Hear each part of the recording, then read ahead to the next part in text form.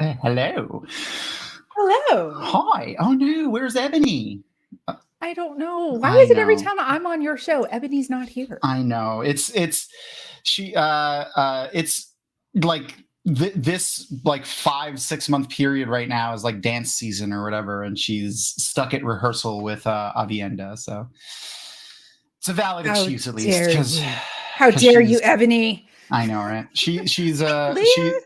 Avienda's actually she's a fantastic dancer. So Hey, and there's Lemon Bear. Oh, yay, Lemon what Bear up? is Smile plays on, at least I hope that's right. On Look at YouTube, that he's Smile puppy. plays, but in Twitch, he's Lemon Bear. I think. Yeah. Miles, that you? Oh, Rosa. Oh my gosh, so many Arosa. I love people. Arosa. So many people. I love this. I love your picture there, Lemon Bear. That looks like a pug, and I love pugs. It They're is my oh my I'm so god. happy. Okay, so I have to say real quick, Mile was the first person who started watching me stream The Last of Us. He The dropped game. in my streamed The Last of Us video game. He was the first person to consistently come by every day and watch me when I was still Yeah. streaming on YouTube. So yes, Mile is top Speaking of, tier awesome sauce for real. speaking of watching you play games, I'm going to put a link in chat for everybody, just in case anybody hasn't gone and checked out Beth's Twitch. You should go and look at it. Thank you. Well, your dog is incredibly cute. I love pugs so much. They're the ugliest, cutest things on the planet. Like, I love their squished faces, even though, it's, terrible for them. But they're so freaking cute. My aunt had one that its name was Pumpkin. It had a smushed face, and its tongue was just always hanging out of its mouth all the time. And it was the cutest dog in the world. She had it for like 12 years. Anyway. No Ebony tonight. She is being an amazing mom with Avi at dance class, so they're hanging out over there. I love you, Ebony. Someday we will no longer be ships in the night. I know. You're coming back for episode 8, so I am. I'm hopefully so excited. she won't disappear for that too. So, speaking of video games, since E3 isn't a thing anymore, and now Right. every company just does their own thing. Ubisoft Expo, or whatever the hell they're calling it, showcase was today at 1:00 on YouTube. They streamed it on Twitch, and was it yesterday or Saturday? Was the Xbox showcase as well? I don't even want to talk about that one. Oh, I'm not happy right now. Okay. We can talk about it. Let's talk about it. I want to. That's what I was going to say. Like, what are you most excited about, and what were you most upset about from those? Since you're, a avid video game enthusiast. So love the fact that Ubisoft is developing a Star Wars game, which of course I will be playing the hell out of. Outlaws looks awesome. Coming out. Yes, it comes out in 2024. The thing that I was most excited about, though, and all the drops from all the different conventions this last week, was the release of Final Fantasy VII Remake Part 2. Oh, yeah. So Final Fantasy VII came out on PS1 way back like 23, 24 years ago. And it was the RPG that literally changed my life when it came to action RPG content. Without spoilers, there was a scene in there. It's a 20-year-old game. You could spoil it.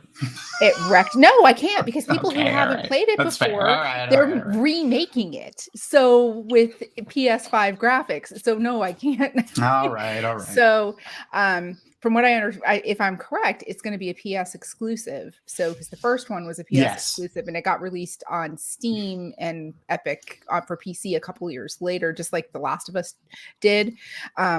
I'm 90% sure it's also, it's going to be an exclusive. Yeah, so it's going to be Part 2, which is amazing, because Part 1 kind of left you're like, there has to be more to the story. So yes, Part 2 is coming out, and I'm stoked. I'm so excited for it. I think my biggest disappointment is at the Xbox convention, whatever it's called. I do not have an Xbox. I've never had an Xbox. Is that Starfield, which is the next major IP by Bethesda. It's going to be their first new IP in over 20 years, because Bethesda is the same company that did Fallout franchise and the Skyrim, same company Morrowind. that did the Elder Scrolls franchise. Those are two flagship franchises. This is basically Fallout slash Elder Scrolls. Elder Scrolls in space, yeah. In space. You are deep space exploration. Thousands and the world, of planets. Yes, it looks immense, but it's only coming out on PC and Microsoft. Oh, Xbox, really? Because Microsoft acquired Bethesda a couple years ago. So it's going to that's shitty. So my problem is, and I have discovered since I started streaming, it is difficult for me, even though I have a great gaming PC, the load on streaming at the same time as playing a game on my PC really lag stuff out. So the stream quality is not great. So that is not something that I am probably going to be streaming. I will probably buy it for PC, but it might be one of those things like I record my gameplay and upload it to YouTube instead of having like live interaction, which kind of just really sucks. So, that's fair. But anyway, other than that, I mean, I'm super excited for Assassin's Creed. Mirage is coming out later this year. The virtual reality one was a little. I'm not gonna play that. I don't do VR stuff. I get migraine headaches way too easy from 3D and stuff like that. So yeah, no. But Mirage looks really great, and Shohei Agudashlu is one of the main voice actors in the Wheel of Time community. We love some Shohei right now. So yeah, I'm super excited for that one too. Anyway, okay. So do you? She's playing one of the like older assassins or whatever in Mirage. She is playing the person who mentors Basim. She's the person who finds him in the streets. It takes place in Baghdad in like 859 or 879 AD. And it's more going back to the classic Assassin's Creed, small map, more stealth, less open world RPG kind of content. So it's going to be great. And she's Persian, so the fact that she's playing somebody from the Middle East, I love the fact that a lot of studios are going to people of ethnicity of the area of the characters that they are representing. I think it's great. And so, I mean, like awesome for so many years, any Middle Eastern characters, they just made them white. Like, look at Prince of Persia. Like, I love. What's his name? That's a new one that's coming out as well. That's why I brought it up. What's his name? Donnie Darko. Crap. I don't know. I forgot his name. Someone say his name. It's such an obvious name. His sister was in Batman, and she has the same last name, and I can't remember. Anyway, he played Prince of Persia. Like, Jake Gyllenhaal. Gyllenhaal. Maggie Gyllenhaal. That's okay. So Jake Gyllenhaal. I mean, come on. Oh, there was one other game that got announced. And it just went like this right off the top of my head. So we'll be halfway through The Last of Us, and I'll be like, "You shout it out, yeah, perfect." Shout it out. Yeah. I'm really excited for Starfield 2. Star Wars Outlaws looks awesome. I put a poll out. Let's see. Oh man, it looks like a lot. Like most of the people that answered the poll don't want to play Star Wars, which is the end because I love it. That's okay. We'll play it for them. That's fair.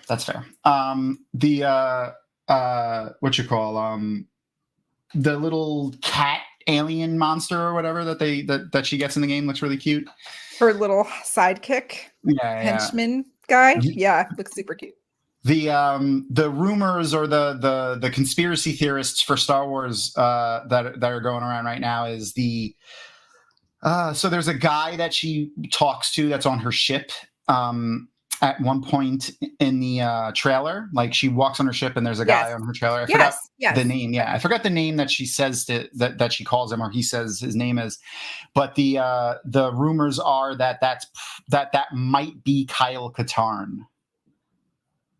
Interesting. Yeah. What's up, Noman Garden? No, we're just talking about the there was the Ubisoft showcase for the new games that are coming out, and Xbox had a big showcase this weekend also showing their new games that are coming out. And since Beth is a video game queen, we're talking a little bit about that and making sure that everyone goes over to her Twitch and gives her a follow, which is absolutely free. So even if you don't plan on watching any kind of gaming or anything like that, just giving her a follow is actually a really big help. So please go and make sure to do that.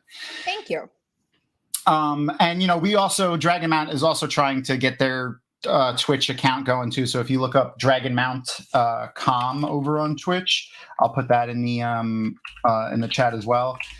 Because someone has the Dragon Mount account and they haven't been active in like 10 years. So we had to get Dragon Mount com. We're trying to get our gaming going too, because I'm like, I play video games and I'm home, so why not also stream? Why not? Beth and I started doing some streams on Sundays. Occasionally we play Star Wars, but I think for the foreseeable future, we're going to be playing this game called Third Age, which is a tabletop game, like a tabletop board game that is themed for the Wheel of Time. It's pretty freaking awesome. I'm going to throw the logo up in a second. If you like board games, this is a great board game. Like, it's just a great board game. If you like the Wheel of Time, this is great because it's like themed amazingly for the Wheel of Time, and it's a great Wheel of Time board game. It's absolutely crazy. So you should check it out if you enjoy it. I'm putting the link to to their Discord in chat, and it has all the information on how to get it. What's up, Lemon Bear? Welcome back. It is free. The game itself is free, but you do need to have Tabletop Simulator on Steam, which is like, I think $19 or something like that and change. So not super expensive. Yeah. And a lot of times it's on sale for like 50 or 60% off. That's true. Yeah. And it's on Humble Bundle a lot, and it always is. I feel like it's always on the Steam sale when it comes up. Yeah, it is. It is. And Third Age is, full spoilers, Wheel of Time game. But if you are not, you don't care about spoilers, or you don't have a Wheel of Time background, it's just a really well balanced board game.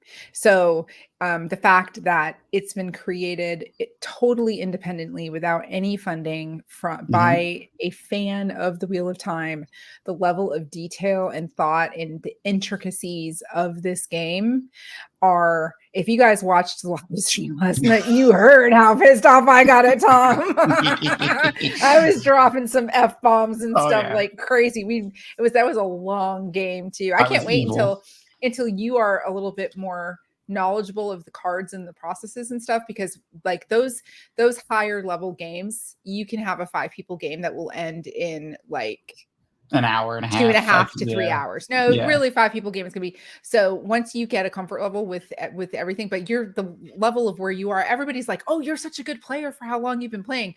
I'm like, here, you're like I can't even like put for how quickly you've caught on to the game. It's and I knew, I was like, why am I telling Tom about this game? Why am I even bringing this up right now? Because I knew you would love it.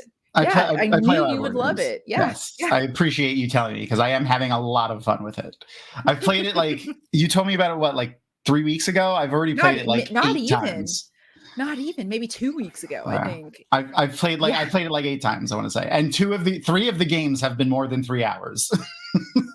Including your last league game, which was 5 hours and 41 minutes from what I hear. Yeah, it was. I think it might be the longest. I think James, who's the creator of the game, said it was the longest 3-player game ever. It was also the highest scoring 3-player game ever, I think he said, which is pretty awesome. I did lose that game by 6 points, but there were some really awesome plays in that game. We screwed each other a lot. Like and there were some really big card chains and stuff. It was really cool. If you enjoy games or gaming and you don't want to play it, watching it is fun. If you enjoy watching gaming, because like I said, the theming is fantastic. So like just to give you a tidbit, if you're a fan of the Wheel of Time, Ravine is a Forsaken who is a little bit of a ladies' man. And when he pops out on the board, the very first thing he does is steal. You can recruit followers in the game. Each person plays as one of the Emmonsfield 5. And the first thing he does is take control of your highest level female follower. So like the level and stuff doesn't really matter for the purposes of this explanation, but obviously that's themed very well, like, you know. And it adds to his power, and then if you don't beat him, he just stays there with that follower with him, and then he just, every time you engage with him, he recruits another female follower, and he can just keep getting more powerful, more. It's ridiculous. And like the card for Grendel, so the Forsaken are kind of like the boss mobs in this game. You have to beat them to finish the game, basically. And Grendel's is all of your followers are instantly exhausted because she has the ability to like compulse everybody. So they're like instantly exhausted and useless to you. So you can't use them to do anything to help you out win the fight. I mean, it's just like all kinds of like crazy stuff. And, you know, like you can bribe Samuel to leave you alone. You can, I mean, it's so well thought out. It's the theming is great. The art is fun. Like he's got a lot of art from like, you know, Ariel Burgess and the old RPG book and all kinds of stuff. It's a ton of fun. But we got derailed by Wheel of Time a little earlier than we usually do. So let's jump into this episode. I'm going to give everyone a couple of minutes to just queue up the episode. As per usual, I have my little timer over here, so I'll press play on that and on the episode so you can follow along.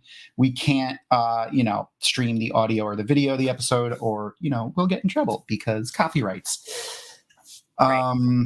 This episode is Kin. Its name's Kin. As the picture showed from our thumbnail on this over on YouTube, it's when Joel meets back up with his brother again, Tommy, who, you know, is affectionately named. But yeah, there's a lot of interesting stuff in this episode. Joel goes through a lot of stuff emotionally, which is really fun to watch Pedro Pascal do. He's an amazing actor. And I want to watch it. So let's so I have a question about your timer. Oh yeah, shoot. Are you, when you start the timer, does that include the previously on The Last of Us speed up? Okay, awesome. All right. We don't. That's where I've got my computer. Perfect. Yeah, I don't. We won't skip over the last time on the show episode, the recap. We'll watch the recap. If you get stuck, I can cry all over again. If you get stuck with a Henry and Sam, oh god. Anyway, if you get stuck with a commercial, just catch back up. You know, click back on. You know, to the whatever the timer's at when you get there. The vessels of pleasure can exhaust people. Yeah, you think so? Yeah. Brendel definitely. She's down to exhaust anybody and everybody. She definitely can, for sure. All right. I think that was enough time. That was enough stalling. All right, here we go. I'm going to press play on the timer and on the episode at the same time. So here we go in 5, 4, 3, 2, 1, and go. So we always suggest that you watch with the subtitles on if you don't already. I know a lot of us do anyway, just because. But it's actually kind of helpful, especially in some of these episodes. There's a lot of whispering and yeah. Can we talk about how awesome Monica Lewinsky was? Not Monica Lewinsky. Not Monica Lewinsky. It's okay. Meredith Linsky. I think it's her name. Meredith Linsky. Meredith. Yeah, Meredith Linsky. She's amazing. Oh, and by the way, if you guys didn't know, the guy who played her right-hand man in this, who got taken out by the bloater. Yeah. He was the person who voiced Tommy in the video game. Oh shit! I didn't know that. He is Tommy in the video game. I'm going to be giving you all that shit tonight. That's my forte. Yeah, Beth is way more knowledgeable about Last of Us than Ebony or I, which is why I love having you in for these, because you give us a million things that are way more pertinent to this stuff that's going on than I even know. Oh, this just guts me. Do you think that it'll ever come up, like, not only because she's a kid and she doesn't really know? Do you think she's going to feel at any point like it's her fault that he got infected? Like, was he completely infected? Did what I do make him worse or anything like that? No, I don't think. Okay. No, because she know. You'll see next week in episode 7 why she wouldn't feel that way. Yeah, that's the backstory with Riley. Oh, right. Yeah. That's another gut-wrenching freaking episode. Very gut-wrenching. Who's your guest next week? I think that's still up in the air because we had a guest set up for next week and then they had to cancel because they had something come up. So I actually don't know as of yet. I reached out to a couple of people. Sadly, I asked Charnice initially, but she from Watt of Color, but she does not. Yep, love her.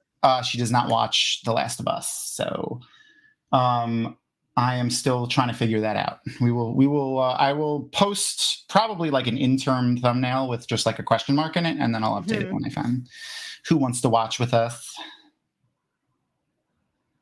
This is, by the way, the video game is in my top 5 favorite video games. I gotta play it. I haven't. Time. I haven't played it. We can't even have conversation right now. Like, no, it's fine. I don't mind. I read everything about it. I played most of the first one, but I haven't finished it, and I didn't play any of part 2. Oh, so we got to watch it again. It was rough.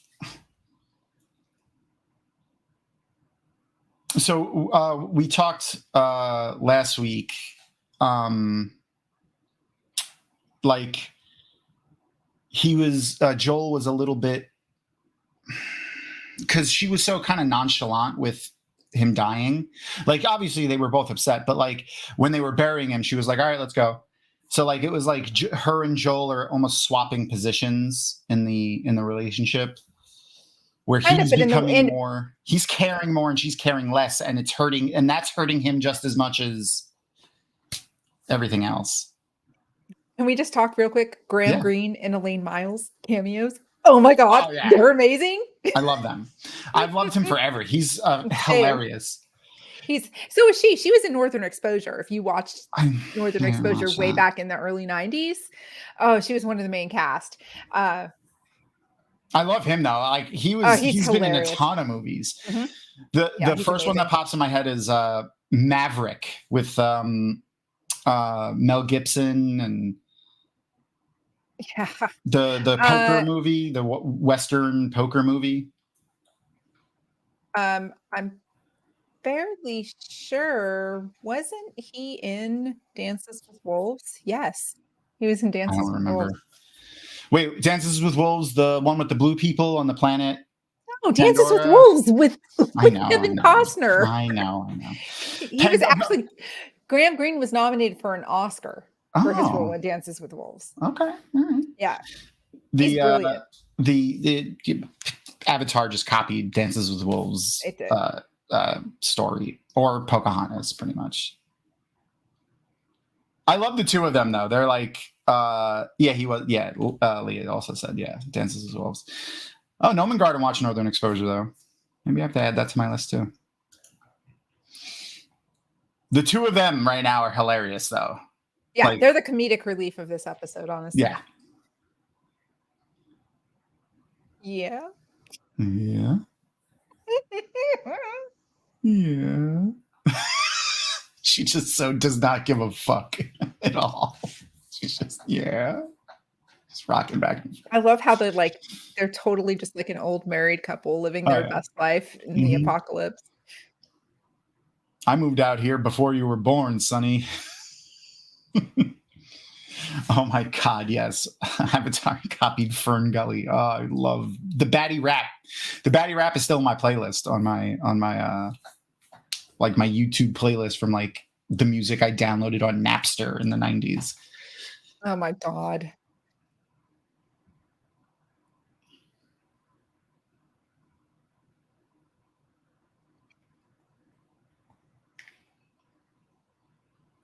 Here we go. This is Firefly people? The two of them, man. You gotta have fun, I guess, right? Go East. He looks a lot like my grandfather too. He has a very similar face to my grandfather.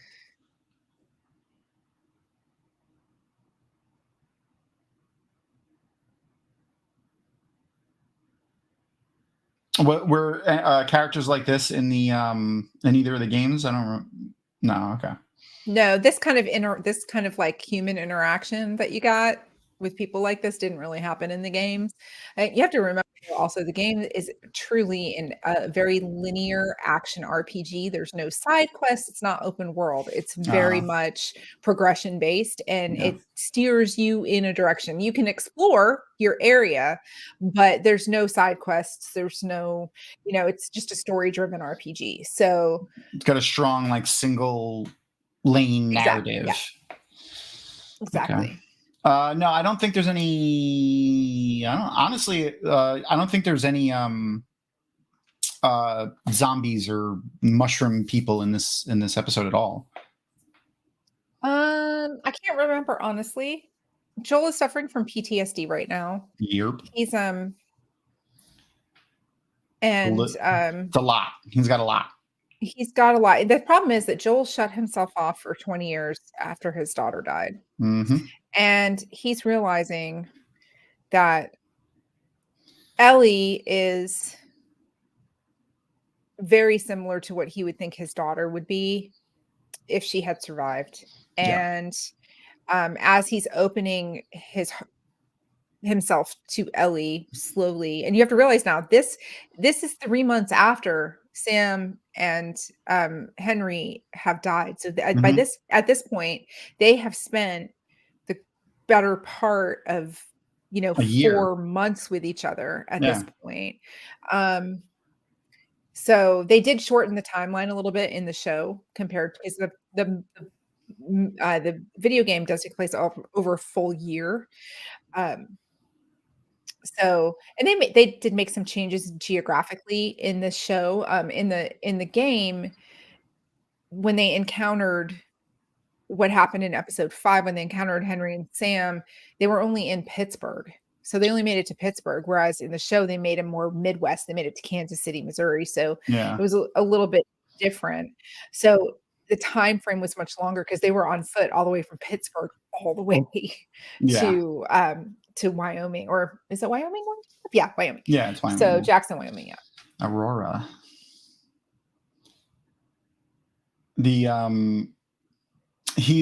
Joel is like, he's dealing with so much because not only is he seeing his daughter in her, but he's like reverting back to the version of himself that he was when his daughter died, because he kind of compartmentalized that at that time. So it's like he's going back emotionally because he kind of stunted himself at that point and then put that person away, and now he's bringing that person back. So, and then that person is now having to deal with all of the stuff that emotionless Joel did as well. So like, which we know is basically like he was like a mercenary. He killed people.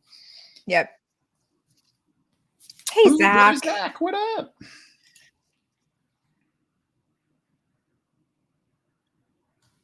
And I just need to say that Bella Ramsey, amazing as Ellie, as anybody, really. As anybody. Okay, and if you guys didn't know, Bella Ramsey is non-binary. Bella Ramsey uses they them pronouns, and I actually recently watched a Variety did a sit-down conversation with Stephen Young, who starred in The Walking Dead as oh my gosh, he's Maggie's boyfriend / husband who got taken out. Oh yeah. I don't remember. I can't remember his character's name right now. Somebody will tell me in just a second. I stopped watching Walking Dead after season 3. Okay, so in season 6, it's canonically accurate how he dies in I read the Dead. comics. It's canonically accurate based on the graphic novels. Yeah. But he and Joel and Pedro Pascal sat down. Thank you, Leah Glenn. They sat down and had this beautiful conversations, because The Walking Dead and The Last of Us have a lot of very similar themes and carryover. And there was part of that conversation where Bella, where Pedro Pascal is talking about Bella Ramsey and just the amount of respect he has for them, and how brilliant of an actress they are. Actor, I guess I would use actor with a non-binary person, wouldn't I? Yeah, and I think they just started using actor for everybody. For everybody, yeah. Yeah. So, but anyway, it's just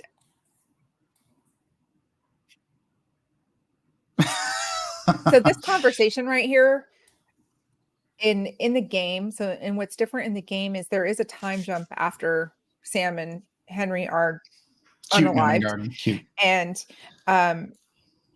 he would not talk to Ellie about it. Ellie tried to bring it up to Joel, and Joel would not discuss it. They find a child's grave as they enter Wyoming, and Ellie tries to bring up Sam and Henry, and he shuts the conversation down. We're not talking about them. We're never talking about them. So this is something that they did a great job changing here. Yeah. Just this conversation about them.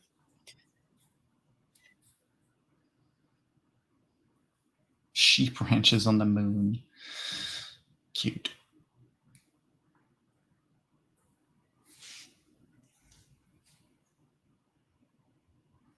The growth of Joel's character throughout this show is interesting. Like he kind of grows in two different directions at two different times. Like he gets better, worse, and then better again, and it's interesting. Whether you agree with what he did in the last episode or not, it's an interesting journey that his character takes emotionally. Absolutely. And you have to remember that in the show, Joel is 52 years old. Yeah. So he's not a young man anymore. I mean, he would be a grandfather by now, probably, or pretty close to it if Sarah had survived. He was a very young parent. We don't ever know what happened to Sarah's mother, whether they were divorced or she passed away or she left, whatever. We don't ever know. That's never addressed. I think she died because they never bring her up. Like when the thing happened, they're like, "Call mom. Is mom okay?" Like, right. And it's entirely possible.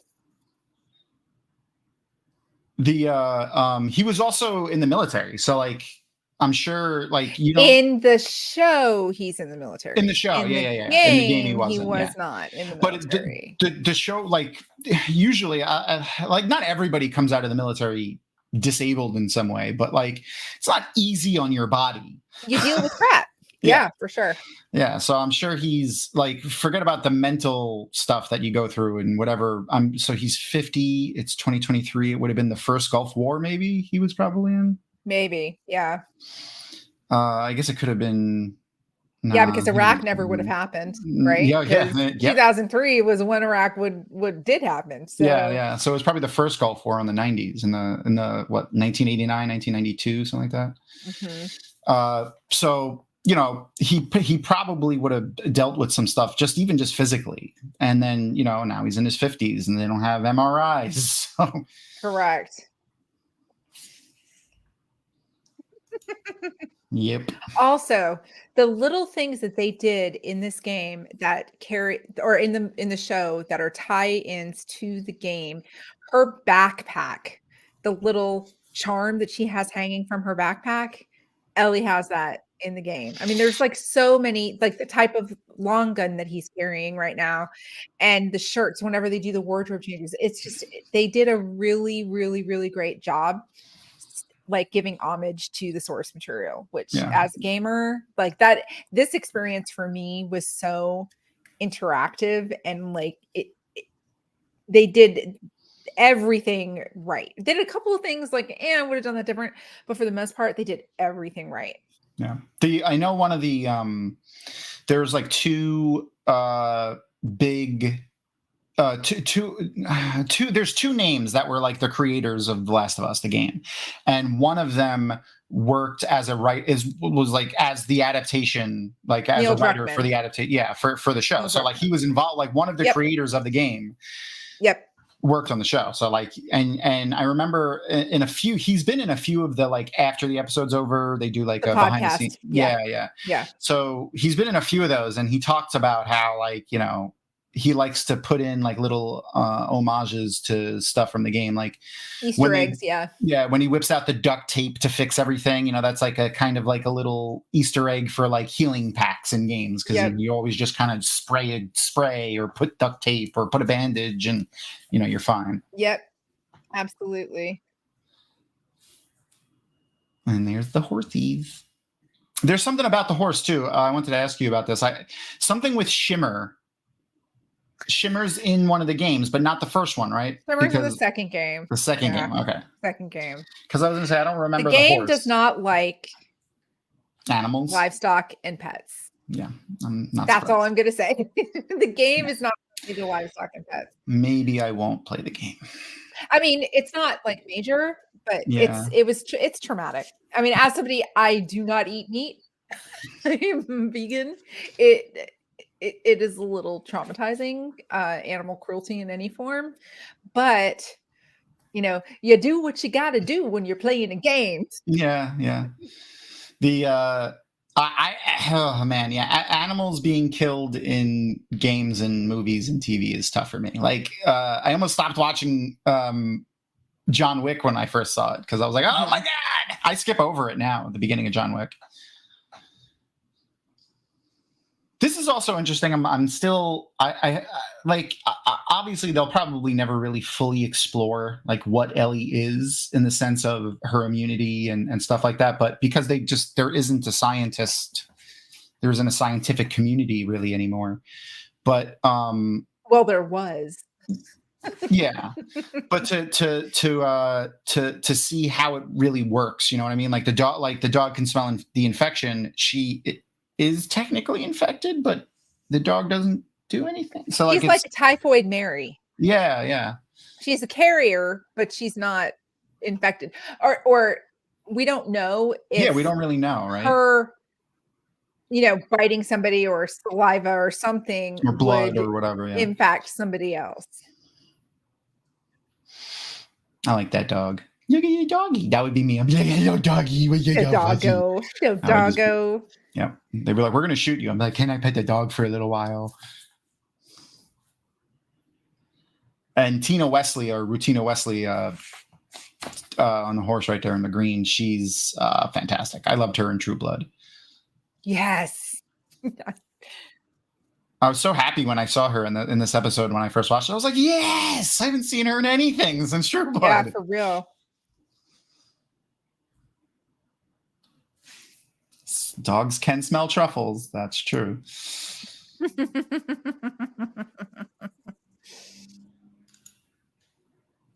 Maybe not of spores in her body, I guess. So the other thing that is so interesting to me on the show versus the game is that, you know, you have way more encounters, like combat encounters in the game, right? That's not really compelling TV though all the time, you know what I mean? And that's something that I appreciate about it. Now, okay, so in the game also, Jackson was consisted of 20 families. So that was the conversation that Tommy has with Joel is like, we're 20 families strong. So it's a very different. And so in the game, so they have electricity and all that stuff too. Yeah, and that's how they come across. They find Tommy in the game is they're fixing the power plant. There's a hydroelectric power plant that they were in the process of repairing. There he is. But this right here, I should have gotten some freaking clean. Look at his face. Pedro Pascal is such an amazing actor. I say it every week, but I can't get over it. He's so good. This guy's good too, but he just steals any scene he's in, except for when he's in them with Baby Yoda. Then Baby Yoda steals the scenes, or Grogu. I'm here to save you.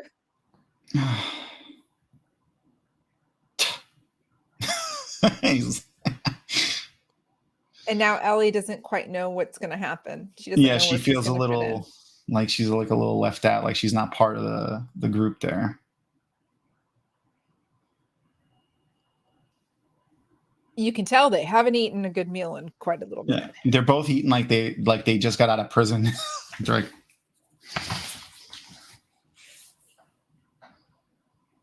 yeah, that's true. That's a good point, Arosa. As viewers, hope is nice. So to see the bastion of humanity a little bit still kind of left, and it's not horrible. They run on a fair form of government. They elect their officials, and everyone shares everything. There's no money like there was in the other communities. It's truly a commune. Yeah. Yeah, I love Tara. Tara's like, this is a commune. We're communist. And Tommy's like, oh, yeah, I guess so.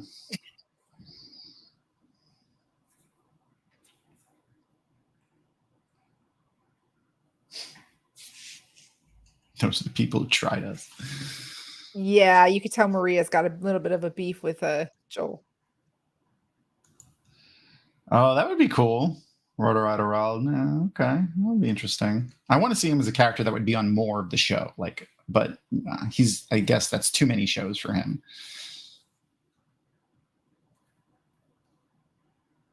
I'd love to see her. I'd love to see Pedro as a villain on Wheel of Time. That would be interesting. Maybe Asanawa or Jaichin Karadin.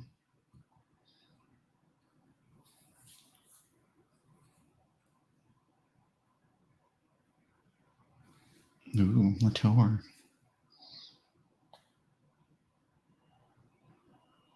Yeah, he's an awesome character. So I do like him.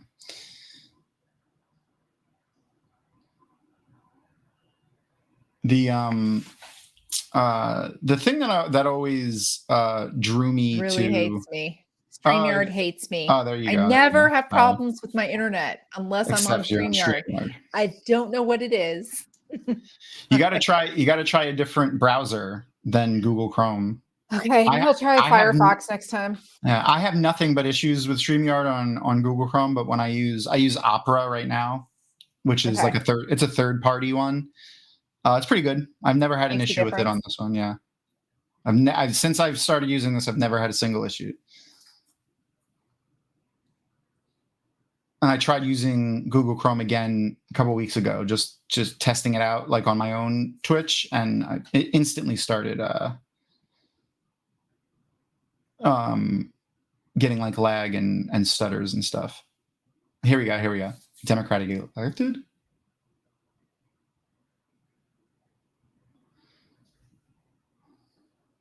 Bunch of communists. Communism.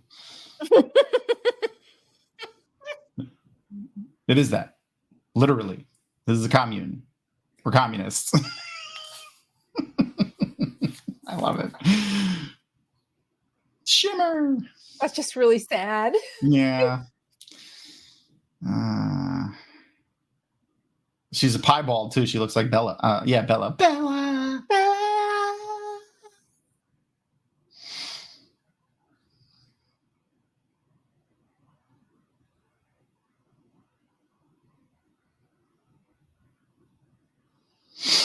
The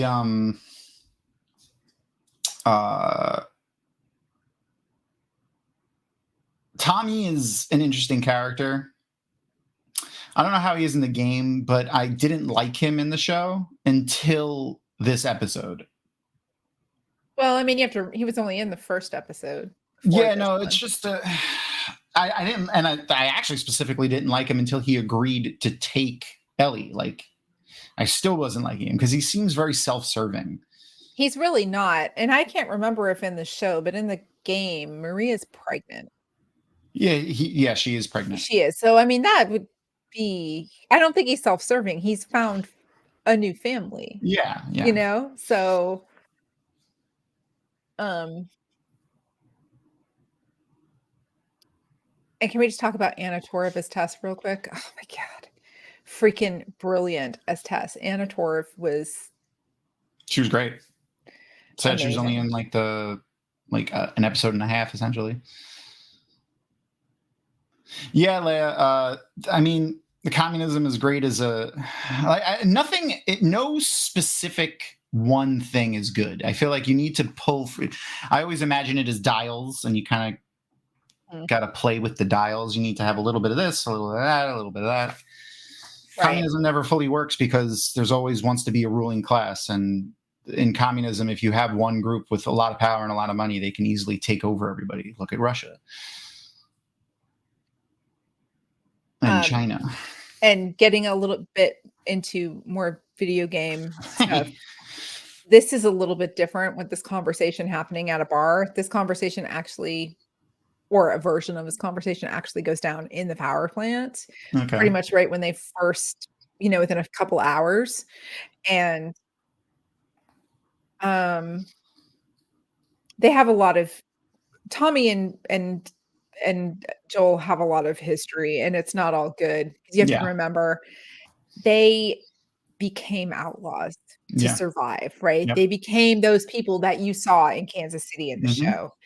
And so there's a lot of, bad memories, and they're both trying to live the way that they think they can. Just real quick, so in the game, the person who was the voice actress for Tess, her name was Annie Wershing, and she was actually in, if you ever watched a show called Timeless, it was a time travel, like a conspiracy theory kind of show. It was really good. It was excellent. Annie Wershing, she was the voice actress for Tess. She passed away earlier this year from cancer. She was 47 years old. And so I do believe at the end of episode 2, they did an in memoriam caption for her. It might have been episode 2. I can't remember. But I was just heartbroken when I heard that she had passed away. So young, so vibrant, really good actress. Fuck cancer. Fuck cancer. Yep.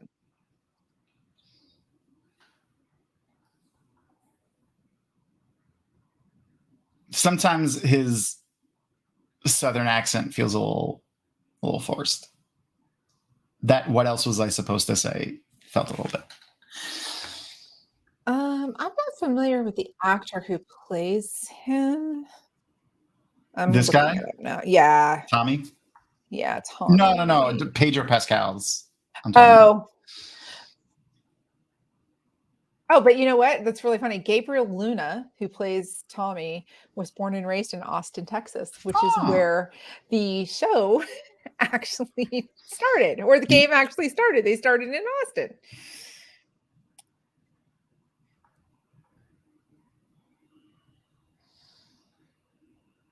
I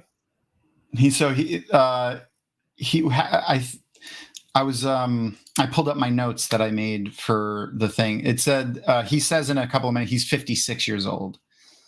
Joel is 56. Yeah, and in the game he was 50 and then 51. That's about right. And I said 52, so that's on track. And now, of course, he sees that girl that he thinks is Nico Parker, or I'm sorry, he thinks is Sarah. Nico Parker is the actress who played Sarah, who happens to be Tandy Newton's daughter. If you didn't know that, Nico Parker is Tandy Newton's daughter. And once you know that, the familial resemblance between the two of them is uncanny. She did a great job.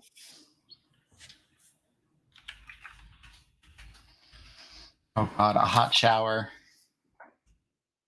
I love Tandy Newton. She's fantastic. She was great in Westworld.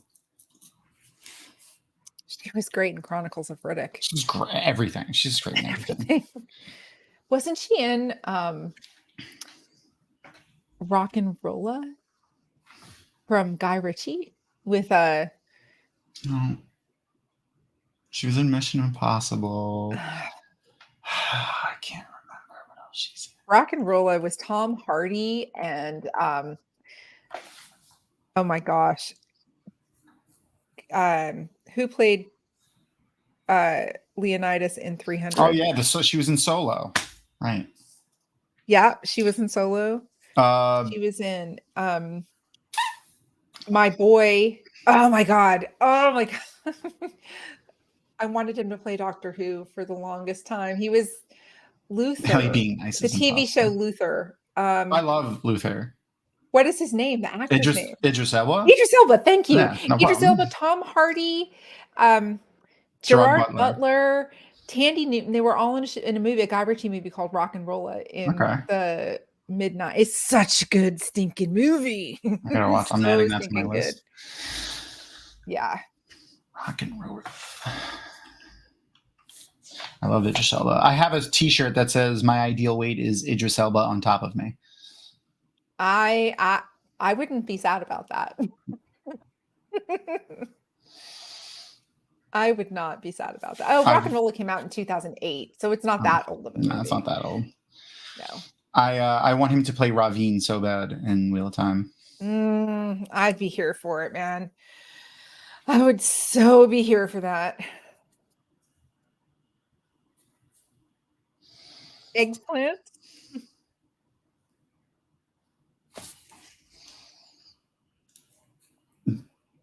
Yeah. Yes. The that's why my cat's name is Luther, because of Idris Elba and that show. My mom, my wife wouldn't let me name him Idris, so we named him Luther. Luther? Yeah. I love it.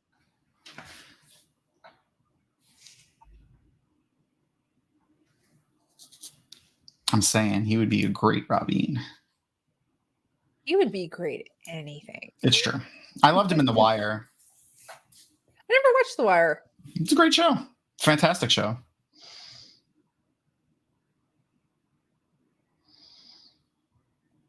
He was still working on his American accent in that show, so he slips a little bit, but it's a good it's a really good show. There's what's the other actor's name that's in that? He passed away recently from an accidental.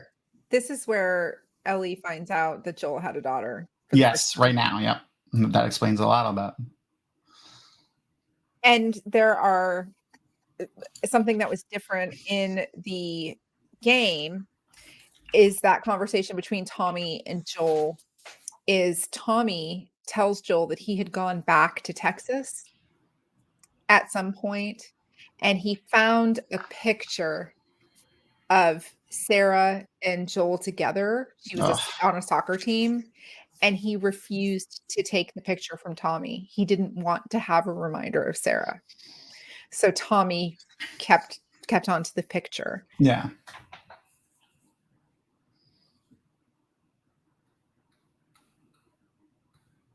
Oh, Michael Kenneth Williams. Sorry. That was the other actor that's in The Wire that I really like. He passed away recently.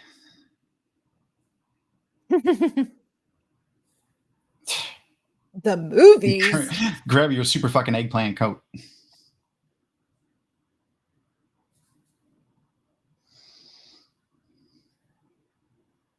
And that, yeah, they get to go to the movies. It's insane.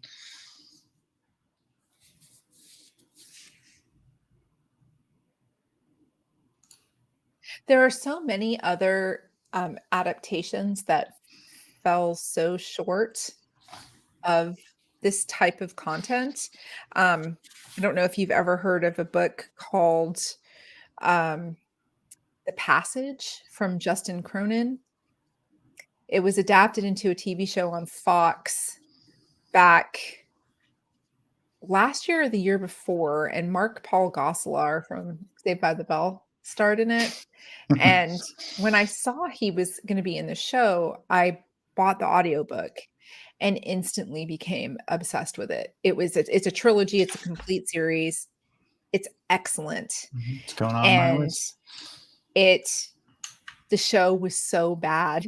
The show was so not good. It was so disappointing. It was like, you can look at like adaptations like The Wheel of Time and not like some of the changes that they made. Yeah. But the stuff that they literally just used the main characters from The Passage and changed, like just used that as the basis, and that was pretty much it. Yeah. It was so bad. It didn't get renewed past season 1, which is really sad because the best part of the book, that the first season took place, like the book is like 800 pages long, and the first season of the show, the only season of the show, covers like the first 150 pages of the book. There's so much more that happens, and it was such a letdown. My favorite example of a terrible adaptation is the Super Mario Brothers movie. I haven't seen it. I love Chris Pratt, but I'm not No, gonna see no, it. no. I Oh, you mean mean, the old yeah, one? the one with John Leguizamo and what's his face from Roger Rabbit. Yeah, agree. It Agree. was Bob Ho is it fantastic. It was Bob Hoskins? the Hotchkiss, maybe Hodgkins. I don't know. Yeah, but I know who you're talking. He Yeah, yeah, played the yeah, yeah, detective in Roger Rabbit, yeah, right? yeah, yeah. Yeah, Yeah, he's that's. yeah. I mean, it's a terrible movie, but it's fantastic. But it's also a terrible adaptation of Super Mario Brothers. And Noma Garden is 100% correct. I imagine Fedra would have used movies for morale. They absolutely did. Oh yeah, You don't see that propaganda. you don't see that in the show, but you do see that in the video game. Oh yeah. Fascist governments. It's always the first thing they do is they take over the arts.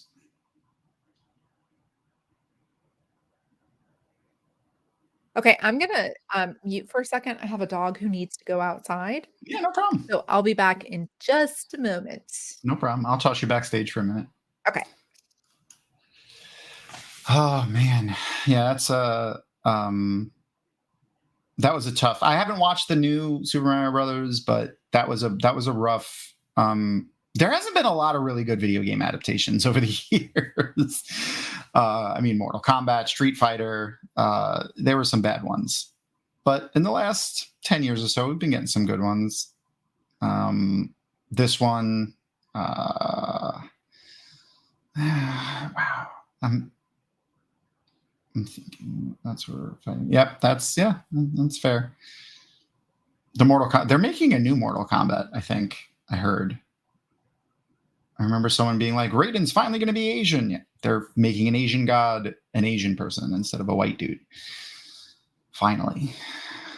Back to what Beth was saying earlier about having a Persian person play someone from Persia. Oh man, Doom was great. Doom was so bad. It was so bad. I totally but it was great. Also, Rosamund Pike. She was in Doom. It was great. Carl Urban was hilarious, and The Rock was terrible. He was The Rock. Yeah, I think they're making another new Mortal Kombat. I heard.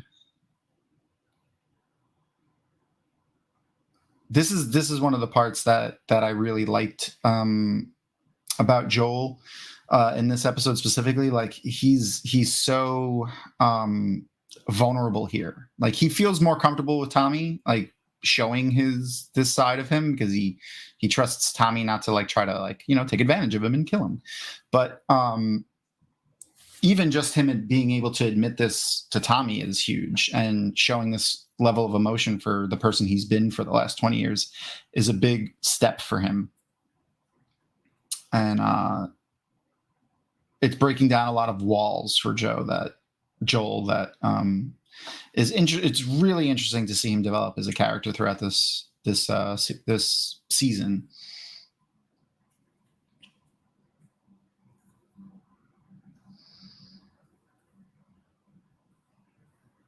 Yeah, he did such a good job. Oh my God, Pedro Pascal. Fucking love him so much. If you haven't seen The Unbearable Weight of Immense Talent or something like that, it's the Nicolas Cage movie where he plays Nicolas Cage, and he plays like a drug lord or something in Africa that like loves Nicolas Cage, and he has him come out to his house or whatever. It's hilarious. Pedro Pascal plays like the villain, I guess, or whatever in that, and it's so freaking funny. Oh my God. I keep meaning to look up bloopers of that movie because it looks like it to be hilarious. I bring that up now because that was a very sad part, and I needed to think of something happy. Oh, and Beth is back. Yay! Yay! I am back. Hello, thank you. I took this opportunity to replenish my mommy juice. Oh, smart.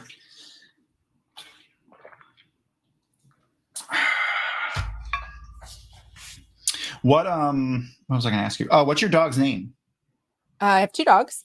I have a border collie mix named Gwen and a blue heeler pit bull mix, so a pit heeler named Nala. And awesome. They're both very cute, very active dogs, and neither one of them I would have gotten by choice. My son and his partner adopted Gwen and were leaving her in an apartment while they were gone all Aw. day. And my daughter adopted Nala when she was living with her dad, and I fell in love with her as a puppy. So somehow, after my geriatric dogs passed away, I was like, I'm not having any more dogs. And sure enough, Here's 2 more. I very much agree to Arosa with that. I love that they're getting so much better with that. Not to segue back to Wheel of Time, but that was one of my favorite things about this first season of Wheel of Time is the relationship between Matt, Rand, and Perrin, and the way they show it on screen, specifically the episode in Shadow Logoth with Matt and Perrin, and the part that I like to talk about is the one with Dana and Rand when she makes a comment like, "Oh, I thought you were with Matt, like you and Matt were together." oh yeah, And his gut reaction, his initial reaction is, "Oh, I could do better than Matt." right. Yeah, but like I feel like in the early 2000s even or in the 90s for sure, it would have been like, "Ew, I'm not gay. I love women." So this scene right here is exactly out of the game. The location where it's happening is a little bit different because when I'm just gonna be quiet so people can listen to what Yeah, happened real quick, this and is then a we'll rough start the part. background. Yeah.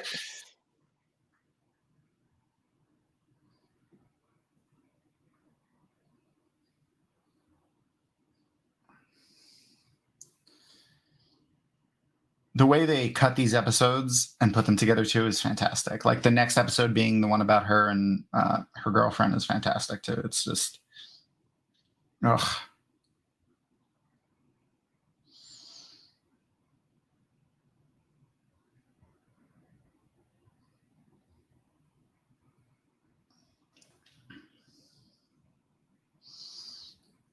Yes, I like all the changes they made to Lan in the show.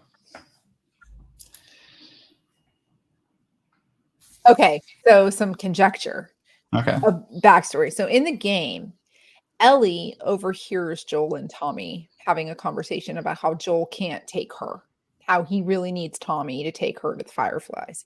because he And physically can't take care of her. he's getting older. He's Yeah, just he's making mistakes. So he goes and Ellie overhears the conversation. So she runs away. And so there's like this whole thing where they're chasing her through the wilderness and she's on a horse. She had stolen a horse. And there's of course enemies that they fight. So there's like video game stuff that goes on. yeah. And look at that. She is Tandy Newton. She is Tandy Newton, a clone of Tandy Newton. Like seriously. Anyway, so that conversation that Ellie and Joel have is like by line out of the video game just about. And it's like it just hits on so many levels to see it acted out so well because Ashley Johnson, who voices Ellie, she is part of Critical Role. If you guys have I love ever her. watched Critical Matilda. Role, yeah. And Pike, she plays Pike in the Vox Machina animated series. Mhm. She voices Ellie in the games. And in the And original games, they modeled Ellie off of her. they did. And then there was a lot of stuff that Elliot Page, before Elliot Page became Elliot Page, Ellie also looked a lot like what was Elliot Page's name before? Ellen Page. So there was a lot of as they came out with the original game in 2013 and there was a lot of criticism that there was a lot of similarity because Ellen Page just was in a game around the same time and there was a lot of criticism that there was a lot of similarities. So when they did the remastered version, they made Ellie look more like Ashley Johnson. So she's kind of morphed farther away from Elliot Page's likeness to Ashley Johnson's likeness. Yeah. But And that's why Ashley Johnson is in episode 9. Episode 9, yeah. She plays Ellie's mom Yeah. in episode 9. Yes. Full circle.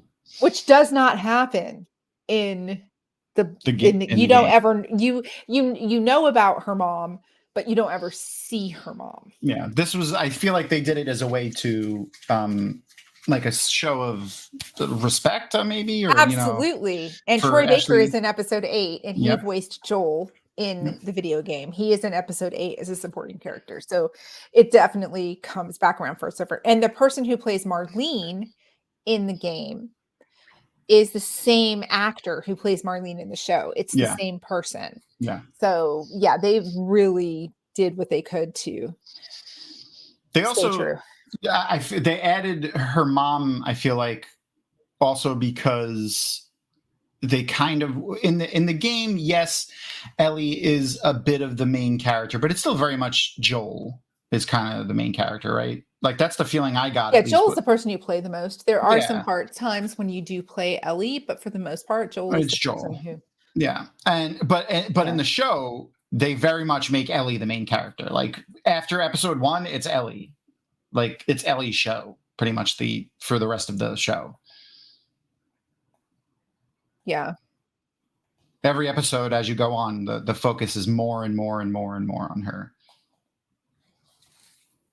Until episode 9. Yes. But then we have to rescue her. Just another Pedro Pascal escorting a magical child across the wilderness. The similarities between The Last of Us and The Mandalorian are amazing. There's so many TikToks that came across. It are like the similarities when like people are describing the show, they're like, there's this lone guy who embarks on this quest to save this orphan child, and you could literally be talking about either The Mandalorian or The Last of Us. It's really quite awesome. Yep. I also love their interactions, like all of these little interactions like this, where it's like she's so sure of herself, where she's like, the gun's broken. It's not me, it's the gun. Like she's very like it's the juxtaposition between her being very like adult in a lot of ways because she grew up in this apocalypse, but at the same time she's still just a kid, and it's just hilarious. I love when they do that. You're gonna shoot this thing or get it pregnant.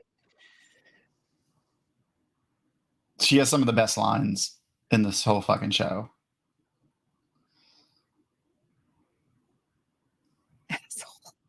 Love it.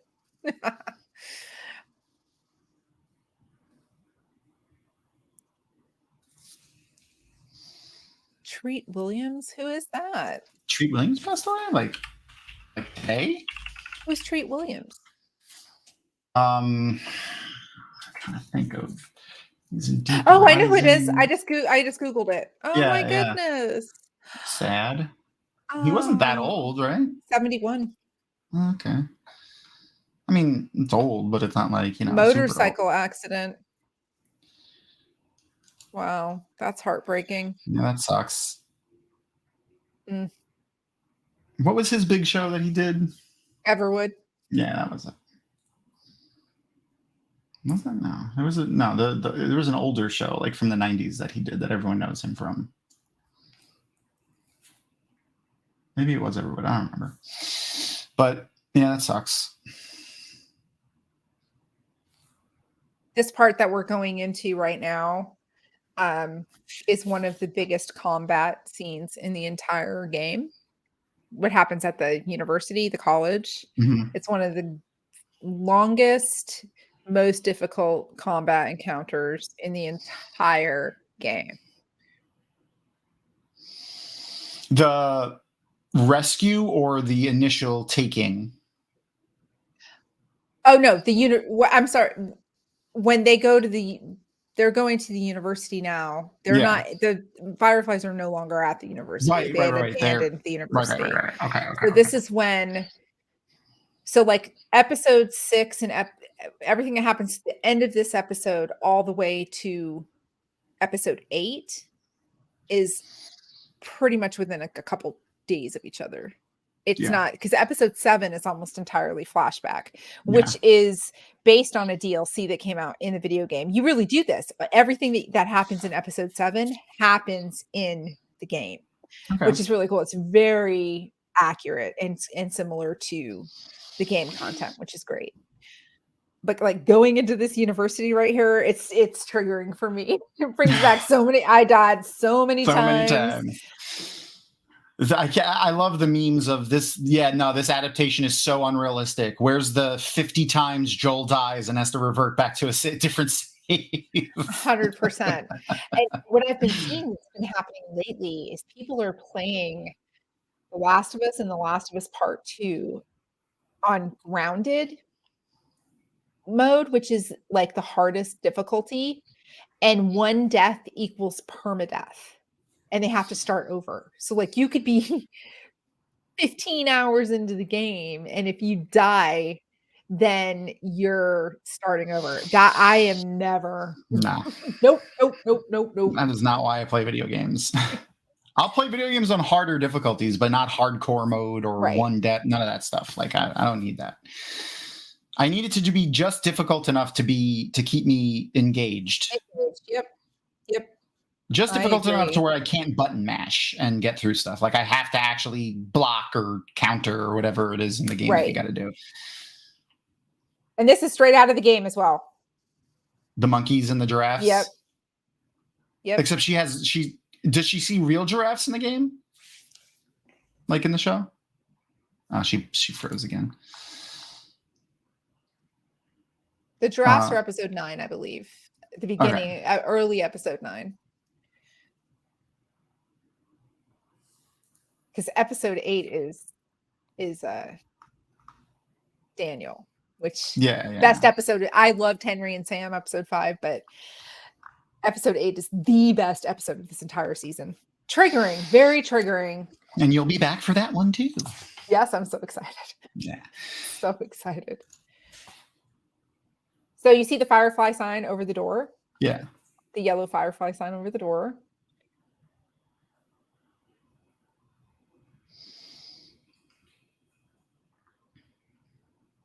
So everything that happens from this point on in the game is infected you have to fight, and then people you have to fight, and they don't have any infected in this whole episode. Yeah. The way that they're doing the show, I really like. Like I like how it's like the show is about an apocalypse, a zombie apocalypse essentially, and there are most of the villains in the show are not even the zombies. Correct. But that's the same in any post-apocalyptic show, whether it's a comedic spin on zombie stuff like Z Nation or The Walking Dead. They play a big part though. I mean, well, but the thing is, like, what is morality? Yeah. What are the rules when you're, and especially in the early Walking Dead, there's lots of zombie stuff. Yes, but then also in the early Walking Dead, there's the governor. Yeah. they fall to gore porn a lot, and I like that this show doesn't do that. I agree because it more focuses on the human relation interactions. Yeah. So that's the thing I liked about this and Wheel of Time too. I feel like they sprinkle in the gore and the sex and violence enough, and it's poignant to the story and to the scenes where it happens that it empowers those scenes and doesn't desensitize you to it like Game of Thrones, I feel like, did. Correct. And like Leia just said in chat, this is 20 years into the apocalypse right now, whereas these other shows literally take place right at the beginning. Right at the beginning as society is collapsing. Yeah. And that's not to say that society as it is isn't collapsing now, because you see it happening with Fedra everywhere. Yeah. Fedra is either failing or has already failed. Yeah. Fascism just doesn't work for long term. Salt Lake City. That's where the giraffes are, in Salt Lake City. In Salt Lake City, okay. Yeah.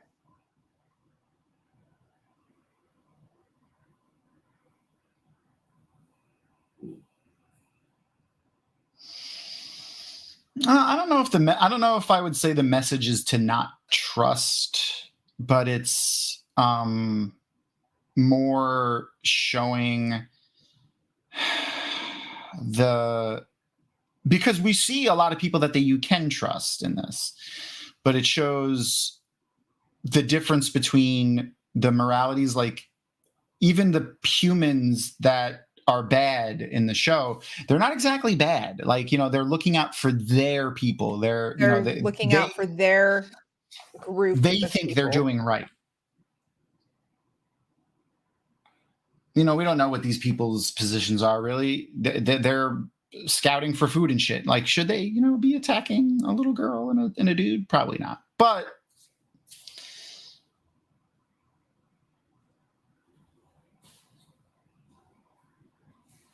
was it the neck breaking sound? Was it the neck breaking sound? I can't handle it. Uh-oh. Stabby stab. Gut wound Stabby too. Stab. With like a dirty piece of wood. And he pulls it out. Like, what the fuck, dude? Okay, so the game, there's 11 billion enemies that you fight. And Joel is pushed out of a second-story window and is impaled on a piece of rebar that is sticking up. And that's how Joel gets gut wounded. And Leia will remember because she was with me, and so will Mile, Lemon Bear. They will remember when this happened in the game. That's rough. Yeah. Oh God. Yeah.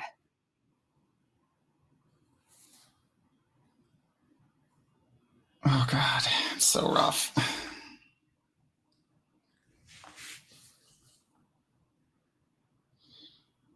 Could they figure it out though?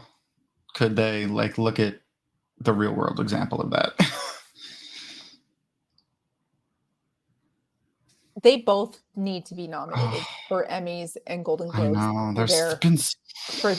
They both need to be nominated this year. Later this year. So does Nick Offerman and Oh my gosh, yes. Oh no, don't even get me started.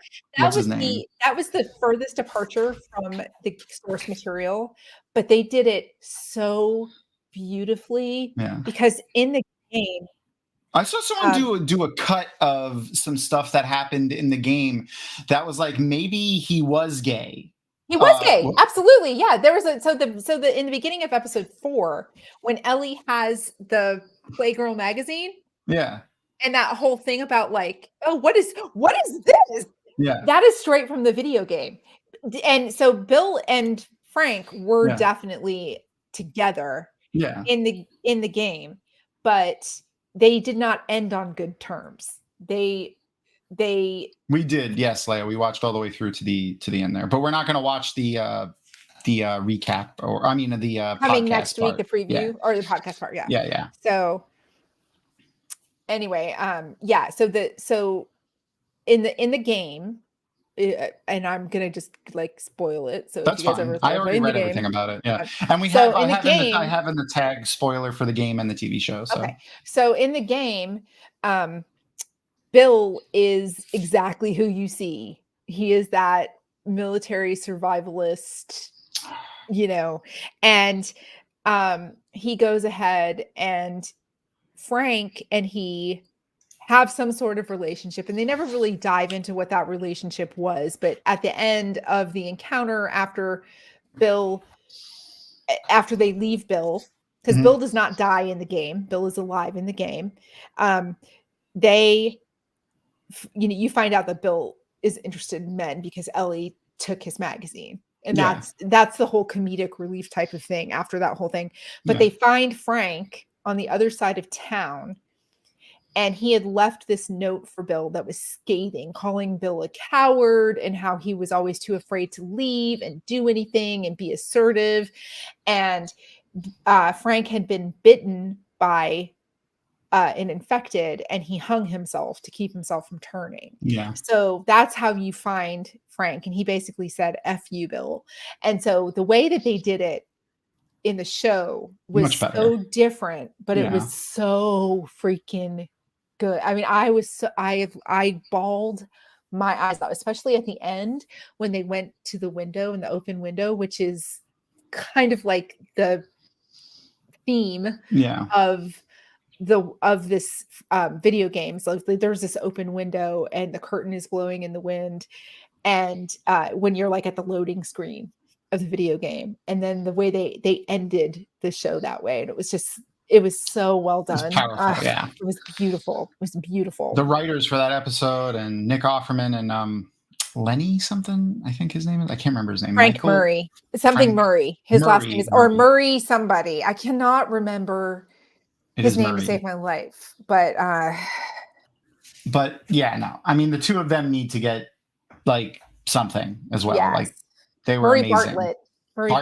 I should have remembered that. Bartlett from West Wing. I watch West Wing so much. Such a good, I think we're going to see a lot of awards for this. This is honestly one of the best adaptations I've ever seen, and not to throw shade at the Wheel of Time at all, because I love the Wheel of Time. You guys know that if you've ever. This is just it's a more well done show to be it's just a more well done show, and they didn't have they had a better budget. They weren't under COVID, like they didn't get hit with COVID right in the middle of the show. But the other thing that they did was they decided to focus on the human relationships. Yeah, and I feel like that gets lost in the mix a lot when you're dealing with action oriented content. Yeah, is that you want to focus so much on the magic system or the combat system.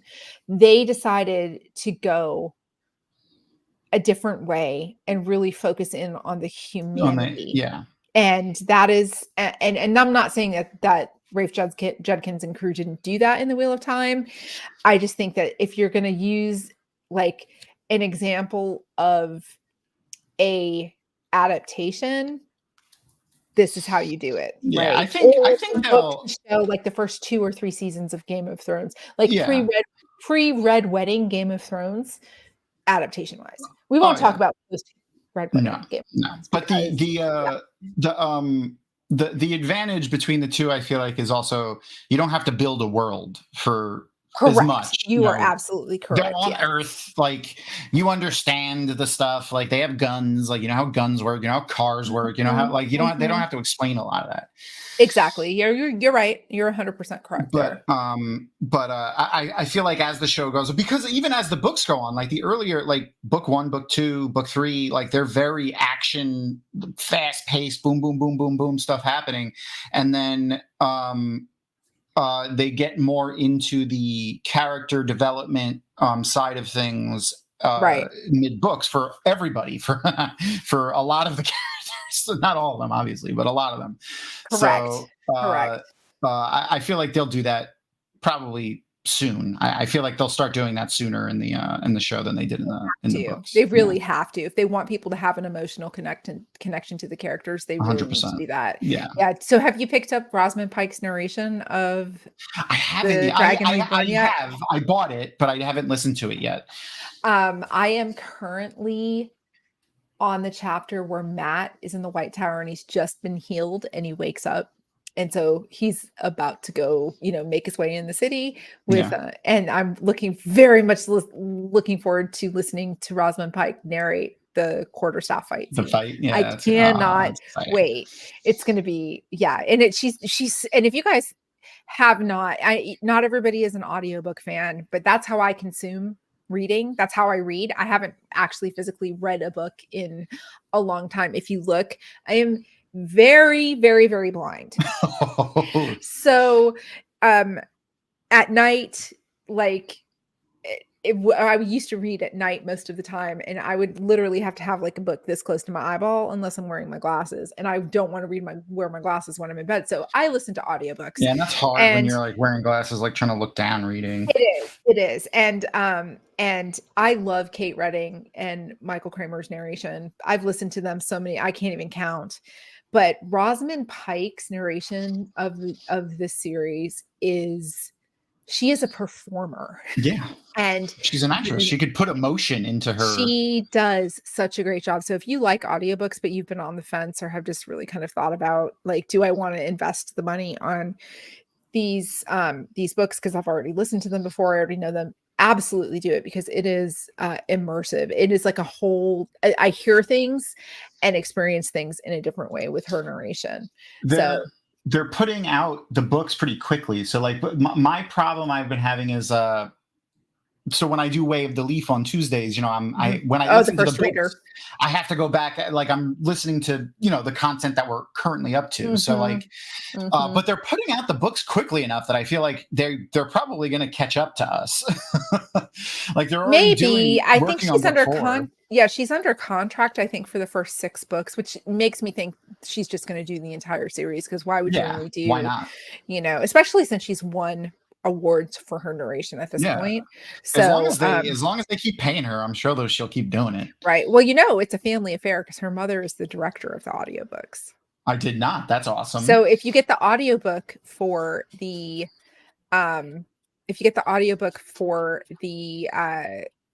this book, The Origins of the Wheel of Time, if you get Michael the audiobook for it, for Michael Livingston's book, there is a 5-minute long interview segment from Rosamund Pike at the end of it. And she talks about her thought process for coming up with the voices that she uses for each of the characters. And she talks that her mother is the director for her audiobooks. So it is like a family affair. That's awesome. And I love it so much. And so anyway, well worth it. Well worth it. You should absolutely. Michael Livingston's book is amazing. Like it's amazing. It's so good. So good. It's so good. It's so good. I mean, if you're interested in like where Robert Jordan got a lot of his ideas for some of like the cultures and the names for things and stuff like that, like that's what that book is. That and like, a little biography on Robert Jordan as well. So it's fantastic. Also a little bit into Michael Livingston too. Kind of like how we he love discovered. Michael Livingston. Oh yeah, I fucking love him. His mustache is easily his best quality. No, not really. He's fantastic. He's a fantastic human. It's not his bald head. I mean, I do. I am partial to that as well. But he's great. And his fantasy series. Have you read his series at all? I have not. I actually have the first book right here, and I have 4 audible credits. This is actually the autographed Michael Livingston copy that I won from Malkier Talks during So Jordan Con. I was really lucky. I should have bought a lottery ticket the weekend I got back because I won this book from Malkier Talks. I won a hardcover, like a library hardcover version of Fires of Heaven from Black Tower Podcast. This bag. Oh yeah, I remember that bag. Yeah. Lights Work. I was like a winner, and I won a couple of other smaller You're things. always a winner. But I appreciate you. But I like totally, absolutely should have bought a lottery ticket that weekend because the luck was with me. I feel like I could have been Matt rolling the dice. So. And if you're going to WatCon, make sure to bring your Michael Livingston books because he'll be there. So he'll be there and he will autograph it. Yeah, for sure. So anyway, yes, it is very good. All right. Well, yes. Thank you for hanging out. And I will be posting the link for next week's episode and make sure to catch Way of the Leaf tomorrow at 10 o'clock on the Way of the Leaf YouTube. And I'm going to put Beth's Twitch back into chat. Make sure you go give her a follow. I'm actually going to be taking about a 20-minute break, and then I'm going to be Fortniting Fortniting or Overwatch 2ing. I'm not quite sure. Yeah, actually probably Fortnite because I think Overwatch 2 season 5 started today and I haven't patched it yet. So yeah, Fortnite. There you go. So yeah, we keep doing some video games, like totally laid back, relaxed, not anything serious. Nah, just I'll die a lot. Funsies. Just fun video games stuff for sure. So anyway, thanks for having me, Tom. This was really fun. Always. I love hanging out with you. Thanks for letting me geek out my so I'm going to endearingly call you my brother from another mother. And you're my sister from another mister. I've watched Pitch Perfect like 6 times since we started saying that because every time I say that, really? I want to watch Pitch Perfect again. Thanks, I'm Leia. So glad. Leia, I heart you. One of my favorite people too. So, yes, she is fantastic. Her and I have been doing a lot of talking about a secret project that we're going to talk about soon. Yes, it's going to be fun. Give away no, you're fine. Okay, good. And I better be part of that final culmination since Of course you I was will. the person who networked. Okay, just Yeah, saying. of course you will. Anyway. Awesome. Yeah. So keep an eye on our social medias for some posts about stuff. All right, and we'll see you guys next week. And on Sunday, we're probably going to be playing Third Age, right? Again. Yes, and we're both. Are you going to be on Way of the Leaf? Well, I'm on the Way of the Leaf Thursday, Sunday nights, guys. Right. Tavern Talk with Tavern Jansen Talk, and my felt brothers from another mother. I don't know about this Sunday. When I first started doing Way of the Leaf, Sundays are usually they were the day that we were hanging out with Erin's dad, who has pancreatic cancer, and then we switched that to Friday. And I was playing D&D on every other Sunday that we weren't hanging out with her dad. So I still play D&D. So it's like some Sundays yes, some Sundays no. So I don't think we're playing D&D this Sunday, but I think I have a friend who's visiting from the UK that's going to Disney, and I think we're going to join them in Disney. Okay, well, Sunday night, if you're free to do Third Age, then that's fine. I'm going to call it please keep the fuckery to a lower level next week because your girl has to work. That's fair. On Monday we'll try to speed it up. But awesome. Yeah, so make sure to go watch Beth's play some Fortnite and kill some noobs, and check out Way of the Leaf tomorrow. And we will see everybody soon. Bye. Peace.